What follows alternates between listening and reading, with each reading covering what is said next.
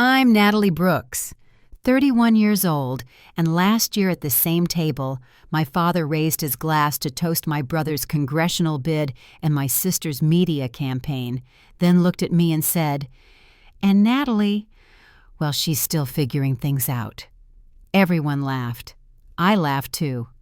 That's what you do when you're the one who doesn't belong. But this year I came back to that long mahogany table wearing the same plain dress, driving the same old sedan. And while they talked about legacy and trust funds, I was waiting for one phone call, a call that would change the way they looked at me forever. Before I go any further, let me know where you're listening from in the comments, and hit that like and subscribe button if you've ever had to show the world who you really are. I grew up in the Brooks family where expectations weren't just high, they were engraved into the foundation of the house. My father, Charles Brooks, ran a legacy law firm in Connecticut. My mother, Evelyn, served on every board that mattered, dressed in pearl sets and tailored cashmere. We lived in a white-columned estate on the coast, the kind of place where the help wore gloves and the silverware had to be hand-polished before dinner. Kindness wasn't discouraged, it just wasn't a priority. What mattered was achievement, public recognition, appearances. My brother Daniel took to that world like he was born wearing a suit. Harvard-Georgetown law internships with senators. He was the one who always knew what to say in a room full of men in blazers. My sister Emily was the golden girl. She studied communications at Brown, landed a job with a rising congresswoman, and could give a press-ready quote in her sleep. Then there was me, Natalie, the girl who liked to take apart the toaster just to figure out how it worked. I wasn't rebellious, I just didn't see the point in pretending to care about things that didn't move the world forward. While Daniel was organizing debates and Emily was perfecting her press voice, I was helping the florist down the street streamline her deliveries. I built my first app at 16, sitting on the floor of her back room surrounded by carnations and cardboard. No one in my family ever asked about it. If I mentioned what I was working on, they smiled politely and moved on. My mother once introduced me at a benefit as Natalie. She's into tech, I think. At Thanksgiving, Daniel would talk about Capitol Hill strategy. Emily would update everyone on polling numbers. And when it came to me, someone would ask, "Still delivering packages?" I'd nod, smile, keep my voice steady. They thought I was playing small because I hadn't landed some high-visibility job with a title they could understand. But what they didn't know, what they never asked, was that I had already started building something real, something big. I didn't inherit the Brooks name the way my siblings did, handed down like a key to the world. I had to build a different kind of legacy, one that wasn't about headlines, but about impact. The first time I truly felt how far outside the family circle I stood wasn't at a dinner. It was the day I graduated from MIT. I had a double major, a published thesis, and a GPA that took more all-nighters than I care to remember. But when I walked across the stage and looked up at the balcony, the seats meant for my family were empty. They were at a fundraising gala in Martha's Vineyard. My mom texted me a photo of her dress that morning, followed by, "We're so proud of you." I stared at it for a long time before turning off my phone. That day didn't break me. But it did something else. It stopped me from waiting. And now, a year later, I was back at that same family table, smiling quiet, still dressed in blue. No one knew that my company had just cleared a $100 million valuation. No one knew who I had become. Not yet. The sea bass had just been served when my father cleared his throat. He always did that before saying something important, or at least something he thought was important. All conversation at the long dining table came to a polite halt. Silverware paused mid-air. My mother folded her napkin into her lap with quiet precision. Daniel and Emily straightened like they'd rehearsed this moment, which they probably had. We wanted to take a moment. My father began swirling his wine to share a few updates about the family's financial planning. My stomach tightened, but I kept my face still. The lighting from the chandelier made the silver cutlery gleam. I glanced down the table past the floral centerpiece that nearly blocked my view. With Daniel's campaign launching early next year, he continued nodding at my brother and Emily's remarkable trajectory in public affairs. Your mother and I felt it was time to begin transferring certain assets. Daniel's eyes lit up and Emily's smile turned glossy and camera-ready.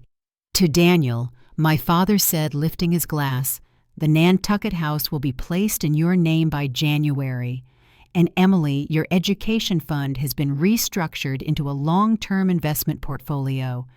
Our advisor will walk you through the details next week." Applause followed light and practiced. Someone toasted. Someone else said, "Well deserved." I reached for my water. My hands were steady, but I felt the air shift. I knew what was coming. Then came the pause, the part where they remembered I was still at the table. And Natalie. My father turned toward me with that same expression he wore when reading disappointing stock reports. "We've decided," he said carefully, "that it's best to hold off on any significant distributions until there's a bit more clarity around your professional path." "Clarity," he said it gently, as if I were something vague or unresolved. My mother stepped in, her voice all softness and sugar. "This isn't a punishment, darling. We just feel it's time for you to consider a more traditional direction, something steady, something visible." Daniel, always the strategist, leaned in. "It's just difficult for the advisors to evaluate your work, Nat. It's not public-facing, not exactly." Emily lifted her glass. "Startups can be risky," she added, her tone light. "We only want what's best." I looked at each of them, not reacting. Not yet. I set my fork down gently on the edge of my plate. The stem of my water glass was cool against my fingers. "So, just so I understand," I said evenly, "you're excluding me from the trust because I didn't follow the family script." "No one's excluding you," my mother said quickly. "We're simply pausing involvement. It's not about the money, sweetheart." "But it is about access," I replied. "No property, no stake, no fund support." No one answered. I looked down the table. The same table we sat at every year, same seats, same stories, same portrait of my grandfather on the wall behind my father's chair. This year, the portrait was the only thing still pretending I belonged. "Understood," I said, then reached for my phone vibrating softly in my lap. 3 buzzes in a row. That wasn't normal. I excused myself quietly and stepped into the hallway, pressing the phone to my ear. "Alicia," I whispered. Her voice came through clear. "Natalie SoftBank just confirmed. 40 million. Wires in. The valuation is now official. 100 million. For a moment, I stood still. Then I heard her continue, unaware of how loud her voice had become in the silent dining room behind me. "Goldman Sachs wants to finalize the press release tonight," she said. "And your Forbes interview is locked for Monday. Tokyo team's asking if we're ready for Asia next quarter." I turned around. Every chair at the table was facing me now. I met their eyes. My mother's fork had stopped mid-air. Daniel's brow was furrowed. Emily blinked, still processing. "That's fantastic news," I said calmly into the phone.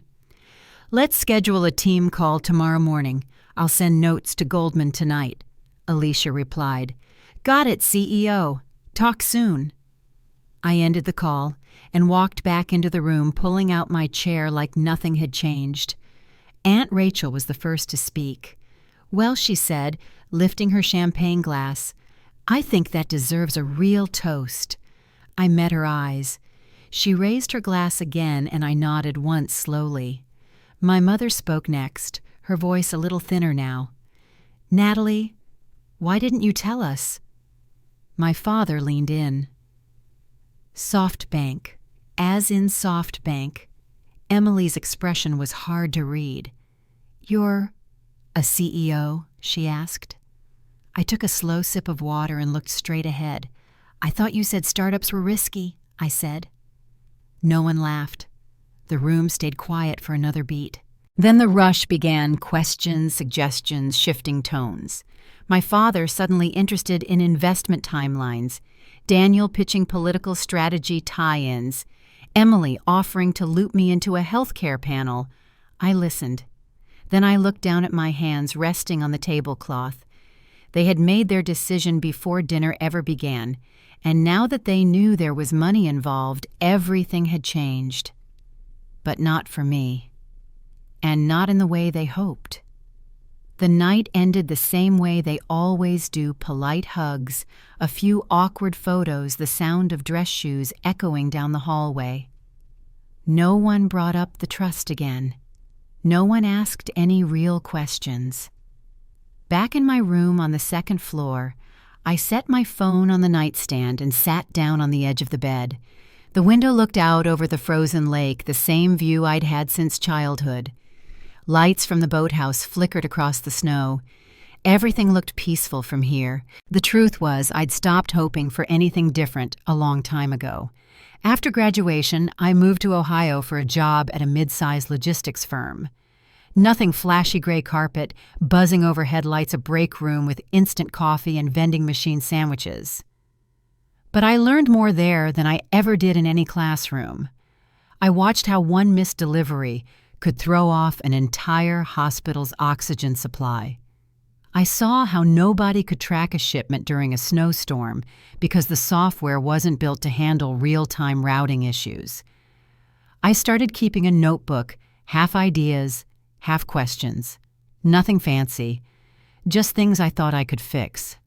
Nobody in my family ever asked what I was working on. That year I flew home for Thanksgiving. Daniel had just done a radio interview about infrastructure funding. Emily was in D.C. helping organize a policy dinner. At the table, my dad asked if I'd figured out what I wanted to be yet. Emily suggested campaign logistics. "You'd be great at it," she said. "All those charts and route maps. It's just like field strategy." I smiled, said I preferred real-world chaos over political theater. They laughed. But I'd already started coding the early framework of SwiftRoute.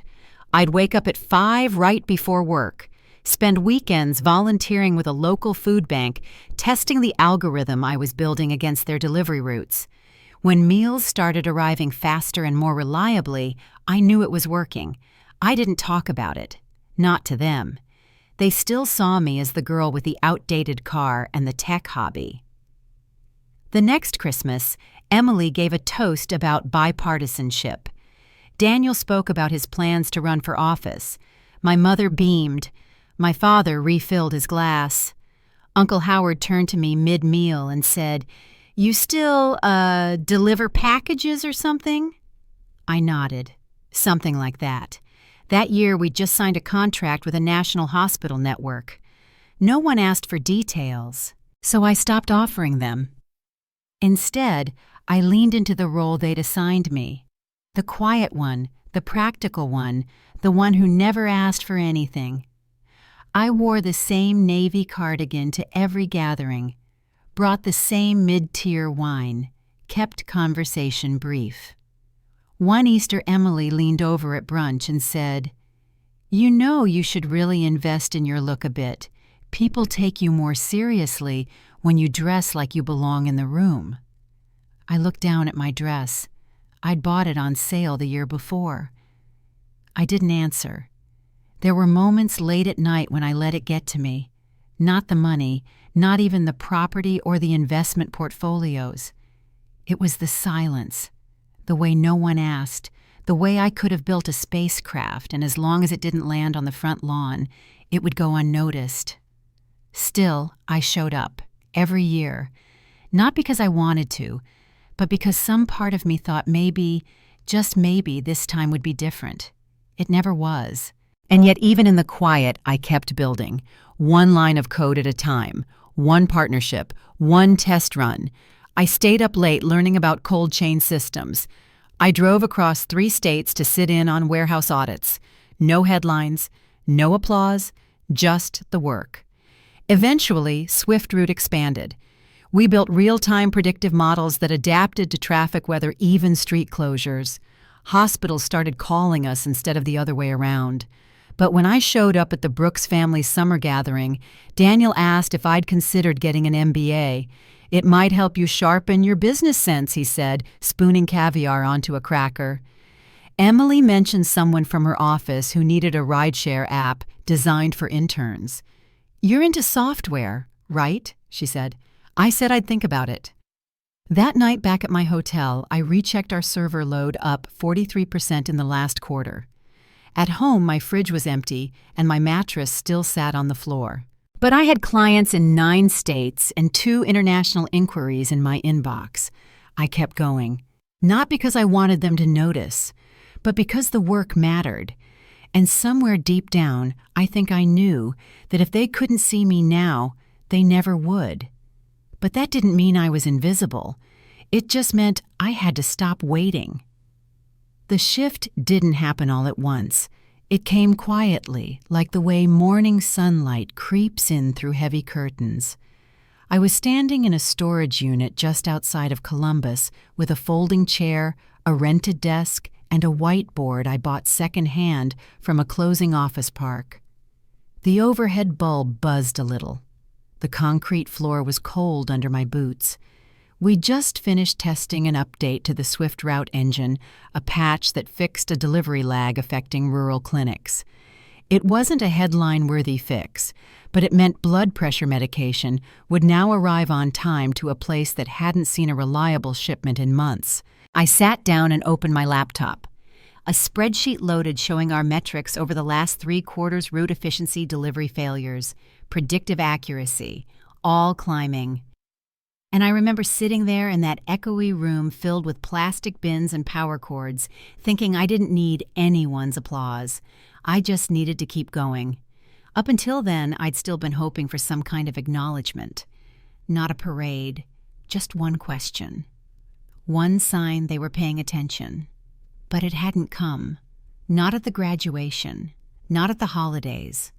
Not when I filed paperwork to turn the project into a business. That night in the storage unit, I closed the laptop and just sat there. The heater kicked on with a low rattle. It was cold outside, and I had a paper cup of gas station coffee that had gone lukewarm. But I felt steady. I didn't say it out loud, but the thought was clear. If I wasn't going to be part of the Brooks legacy, then I'd build my own, brick by brick, quietly. And it wouldn't need a family name to carry it. A few weeks later, I started sketching out a hiring plan. Not big, just 1 or 2 support roles. The first person I brought on was Alicia. She had been working at a supply chain nonprofit in Detroit, and we met at a regional logistics conference. Over lunch, we talked about how hard it was to get temperature-sensitive shipments into rural counties. By the end of the week, she had signed on as my operations lead. We worked out of that same storage unit for nearly 6 months. Long days, no heat, no real furniture, just laptops, extension cords, and spreadsheets taped to the walls. Every now and then, we'd do a test route ourselves. Alicia would drive. I'd sit in the passenger seat, double-checking the algorithm predictions against what we hit in real time. Construction delays, traffic reroutes, unpaved roads. We delivered food boxes, medical kits, diabetic supplies, no press, no headlines, just results. I still showed up at family gatherings, still wore the same navy dress, still brought the same mid-price wine. I didn't talk about Swift Route, and no one asked. At one event, my cousin leaned over and asked if I was still dabbling in tech. I smiled and said, "Just keeping busy." That was easier than explaining server capacity or pilot programs.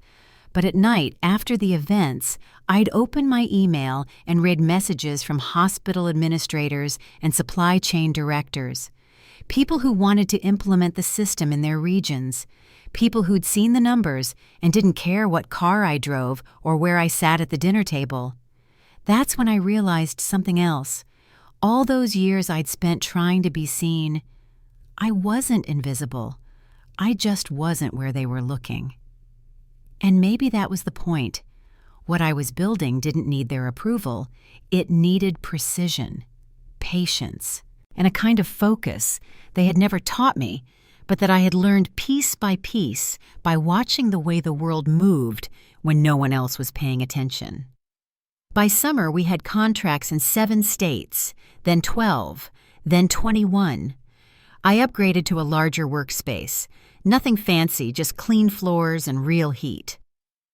Alicia hired 2 more operations staff. I started taking investor meetings carefully with filters. No one from the Brooks Network. No names my father would recognize. And when we passed our milestone evaluation that fall, an 8-figure valuation, I made a decision. I wouldn't tell them. Not yet. Not until they had made their choice clear. The family's holiday dinner was already on the calendar. Same estate, same table, same seating order. I sent in my RSVP. Yes, I'd attend, but this year I wasn't coming back hoping for anything. I wasn't showing up to prove a point either. I was showing up with the truth. And whether or not they wanted to see it, they would. The Brooks estate looked the same as always. Crisp white columns, windows framed with garland, the lake out back frozen over just enough to hold a few brave kids on skates. Inside the dining room had been set for 20 place cards, arranged like a board meeting. I found mine near the far end of the table, half hidden behind a tall centerpiece of winter roses and pine. That was typical. Dinner started the way it always did, seared sea bass wine chosen by Daniel, commentary on midterm election outcomes. Emily spoke about her new communications role, now overseeing strategy for a senator's upcoming campaign. My parents listened intently, nodding like they were reviewing an investment portfolio. I let it all pass without interruption, ate quietly, reached for the breadbasket when it came my way, smiled when someone made a joke about Emily's last-minute speech edit saving a candidate's approval rating. Then my father cleared his throat. Everyone quieted. "We wanted to take a moment," he said, "to share a few updates about the trust."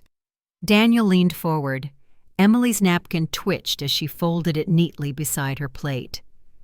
"With Daniel preparing for Congress," my father said, "and Emily's achievements in the policy arena, your mother and I feel it's time to begin transitioning some family assets." He raised his glass. "To Daniel, the Nantucket house will be placed in your name this January." Applause, smiles. "To Emily, your education fund is now an asset portfolio, diversified, long-term." More applause. My mother dabbed at the corner of her mouth with her napkin. Then the tone changed. "And Natalie." My father's voice shifted, softer, more measured. "We feel it's best to pause any allocations for now, until there's more clarity around your path." My mother spoke quickly, smoothing it over. "It's not a judgment, darling. We're simply waiting for something more stable, more visible." Daniel added, "It's just hard for advisors to assess your position. You're not very public." Emily didn't look up from her wine. "Startups are unpredictable. No shame in waiting." I set my fork down. "Let it rest on the plate. Just so I understand, I said you're withholding access because I didn't follow the family path." "It's not permanent," my mother said. "It's about timing." I nodded once. Understood. That was when my phone buzzed. 3 times in quick succession. I picked it up, excused myself from the table, and walked into the hallway just beyond the double doors. "Alicia," I answered softly. Her voice came through clear. "Natalie SoftBank confirmed. 40 million. The funds are in. Valuation's now official, 100 million. I paused, glanced over my shoulder. The dining room had gone quiet. I hadn't closed the doors behind me. Alicia kept going. "Goldman Sachs wants to finalize the press release tonight. Also, Forbes confirmed the founder interview for Monday." I turned halfway back to the room, still holding the phone to my ear. They're also asking if you're ready to announce Asia expansion next quarter, Alicia added. I kept my voice steady. That's great. Let's set the team call for 9 a.m. I'll send notes tonight. Got it. CEO, she said. Talk soon. I ended the call and stepped back into the room. Every face at the table was turned toward me. My father's glass hung in the air untouched. Emily had lowered her fork. Daniel blinked slowly like he was still trying to catch up. I returned to my seat, picked up my water glass, took a sip. No one moved. Then my Aunt Rachel let out a short laugh. She lifted her glass. Well, she said, I think that deserves a real toast. I met her eyes across the table. She gave me a quiet nod. My mother spoke next, her voice light but breathy. Natalie, why didn't you say anything? My father leaned forward. SoftBank. You're serious? Emily's tone had changed too. Wait, you're a CEO. I set down my glass. I thought you said startups were too risky. No one laughed. Daniel leaned in. If we'd known, we could have helped scale this faster. There are networks donors we could bring in. Emily jumped in. We're planning a healthcare reform summit. We could feature your work as part of the panel. My mother reached across the table and placed her hand gently over mine. Sweetheart, she said we were worried. Startups fail all the time. We didn't want to see you hurt. I looked at her hand. Perfect nails. The wedding band that had signed off on my removal from the trust. I slid my hand out from under hers. Worried, I repeated. Because in 10 years, no one's asked how I'm doing. My voice didn't rise. It didn't need to. You weren't worried about me, I said. You were embarrassed by me. The table shifted. Emily's jaw clenched. Daniel exhaled hard through his nose. I looked at all of them. You minimized everything I did. You laughed when I said I was building routing software. You called it a phase. You introduced me to people as between jobs when I was overseeing a regional supply pilot across 10 states. Daniel tried to wave it off. Come on, Nat. We were just teasing. No, I said. You were dismissing me because it made things easier. They went quiet again. And now that there's money involved, I'm suddenly interesting. Emily opened her mouth, but I kept going. You want to be part of the story now, but you weren't there when it mattered. They stared. I looked down at my plate, then back up again. My company is called Swift Route, I said. We optimize last-mile medical deliveries using predictive modeling. We're in 27 states, 213 distribution partners, 96% fulfillment accuracy. My father blinked. That's impressive, he said. Yes, I replied. It is. He shifted back into his familiar tone, businesslike, composed. Well, we should revisit your position in the trust. Clearly, the circumstances have changed. No, I said. The word landed like glass. Nothing has changed except your perception of me. My mother spoke softly. You're overreacting. I'm not, I said. I'm responding. Daniel leaned forward. So, what you don't want the family involved? I looked at him, then at Emily, then at my parents. I'm not looking for board seats or campaign branding, I said. Swift Route is fully funded. Our board is full. The people backing us saw the value before it was profitable. Emily shook her head. So what now? We're just out. You were never in, I said. They stared. I pushed back my chair slowly. I have a team call tomorrow. Real partners. Real believers. I stood. If you'll excuse me. My father half rose from his seat. We should talk about this. We just did, I said, over sea bass and betrayal. Then I walked toward the door. My phone buzzed once more in my hand, a message from Alicia.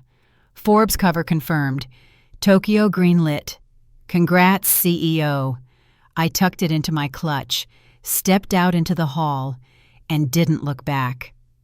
The next morning I didn't check my messages. I already knew what would be waiting.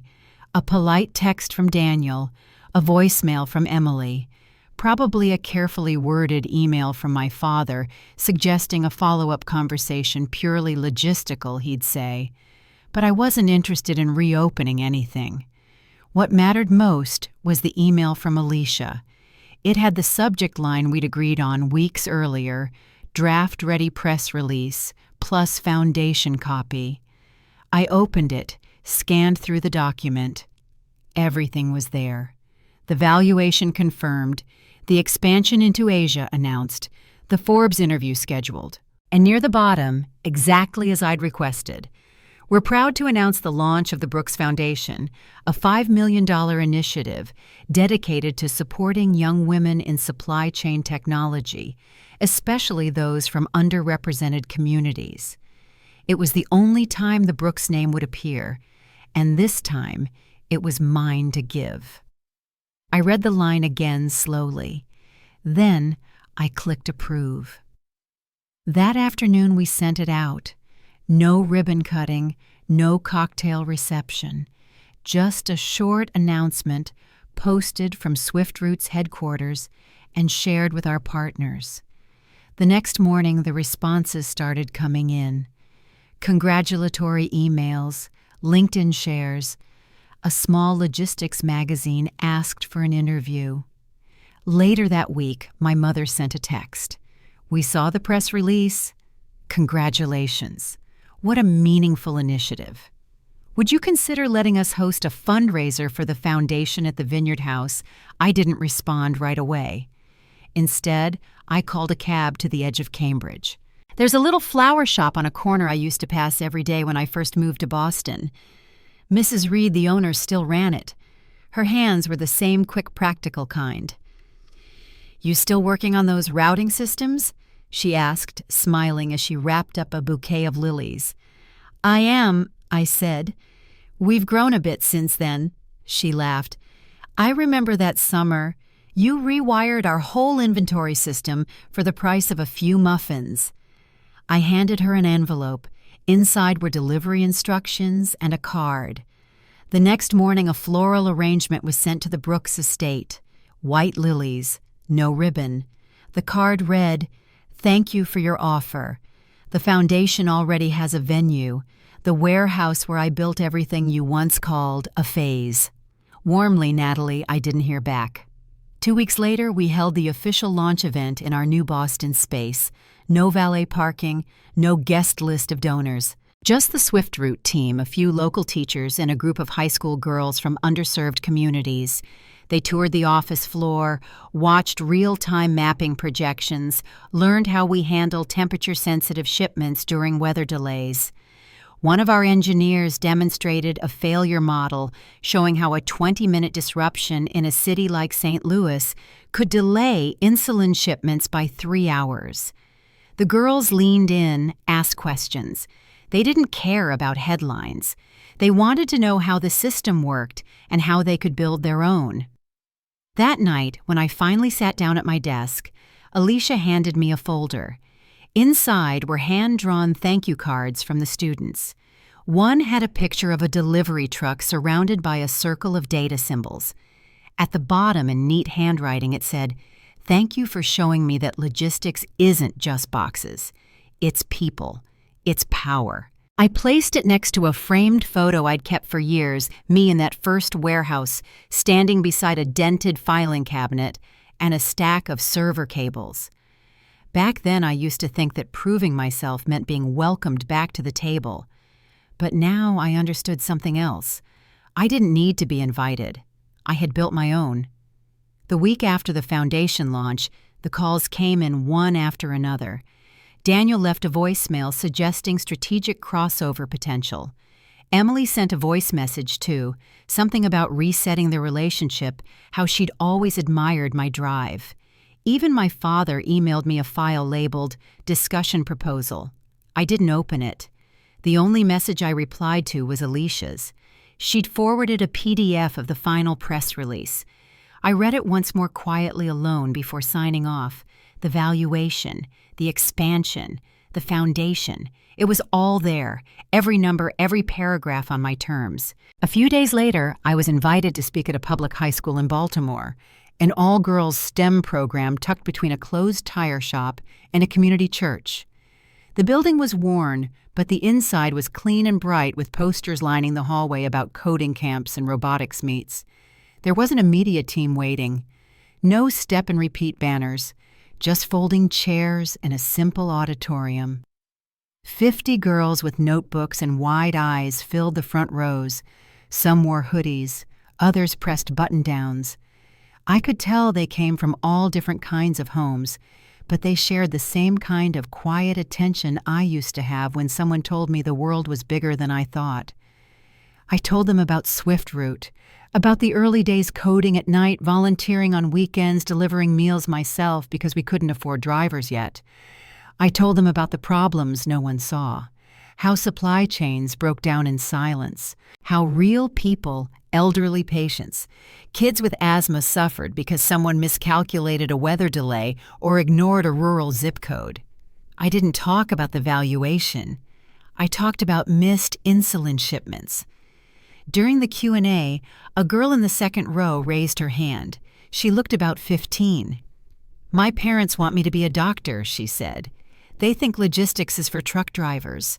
They don't really take it seriously." She didn't say it with anger, just a kind of tired hope. She looked down after she finished like maybe she shouldn't have said it at all. I paused. Then I told her the truth. My family didn't take it seriously either. Not at first, not when it mattered. She nodded once, slowly. I added, "Sometimes the people closest to you can't see you, not because you're invisible, but because you're not a reflection of what they expect." The room stayed quiet. "You don't have to fight them," I said. "You just have to build something so real, so undeniable, that eventually their approval doesn't matter anymore." That last line hung there for a while. No one clapped. They just looked at me like they understood. Afterward, one of the teachers handed me a mug. It had a shipping truck on it and the words, "Delivering confidence since 2023. I laughed, harder than I'd laughed in a long time. Back in Boston that evening, I walked through the loft. It was quiet, the kind of quiet that doesn't ask anything from you. I made tea, sat by the window overlooking the harbor. The lights of the city shimmered on the water. My phone buzzed again. Daniel. Another missed call. Then Emily. This time the message read, "Brian's campaign is still interested in featuring SwiftRoute. Even a small quote would help position the platform's outreach goals." I didn't respond. Instead, I opened the envelope on the table. Inside were the thank you cards from the Baltimore students. One stood out. In pencil on plain notebook paper, it read, "Thank you for showing me a girl like me can run the whole system." I placed it in the drawer next to an old envelope I hadn't looked at in months. The letter from the trust, the one that said I was being excluded. One piece of paper had tried to erase me. The other made me feel more seen than any inheritance ever could. That weekend, I hosted a quiet dinner at our office warehouse, just a few team members. Alicia brought salad and a tray of lasagna. No one gave speeches. We passed plates, laughed about a data glitch that sent 3 shipments to the wrong side of a toll booth in Kansas. Before she left, Alicia handed me a small bouquet of peonies. No card, just a look. I placed them in a vase near the window right next to the photo of our first warehouse space. Concrete floors, folded chairs, cardboard desks. Nothing polished, nothing impressive. But we built it, and that made it ours. The peonies stayed fresh longer than I expected. Every morning that week, I passed them on my way out the door, soft pink, full bloom, the kind that doesn't demand attention but still holds it. Sometimes I'd glance at them before grabbing my coat just for a second. Not for what they were, but for what they represented. A quiet moment between people who understood what it meant to build something from the ground up. The final interview with Forbes came and went. The photos weren't taken in a boardroom or a studio. They were shot on the warehouse floor in front of an old steel rack with shipping labels still taped to the corners. I wore the same navy cardigan I'd worn to those family dinners. The piece ran under the title, "The Systems We Can't Afford to Ignore." A week later, I got one more message from my mother. "We're thinking of a family holiday gathering. No pressure, of course. Just would be lovely to see you." I didn't reply. Instead, I drove across town to our logistics hub near the water, walked past rows of computer stations and routing displays. In the break room, a few engineers were eating lunch trading stories about a storm backup in Michigan. I stepped into the quiet side office we'd turned into a mentorship room. There was a framed note on the wall now from the Baltimore student who said she could see herself in the system. Below it hung the blueprint Alicia had saved from our very first routing test. We were still using part of that code. I stood there for a while. No music playing, no one watching, just stillness. And I thought about how long it took me to stop trying to earn what should have been freely given. Approval, respect, a seat at the table. But the truth is, some rooms were never meant for you to wait outside of. Some legacies aren't passed down. They're built quietly, patiently, out of nights no one remembers, and decisions no one claps for. Mine was never about making headlines. It was about making systems that worked, especially when no one was looking. And somewhere along the way, I stopped asking for permission to matter. So when people ask me now what I'd say to the girl I used to be the one showing up to those dinners in a quiet dress, smiling through the silence, I'd tell her this: you were never behind. You were just building something different. And eventually, that difference became everything. If you've made it this far, thank you for listening. If any part of this story reminded you of your own path or of someone you know, feel free to share it with them. And if you're still building something no one else sees yet, keep going. You don't need a spotlight to be seen, just a steady light of your own.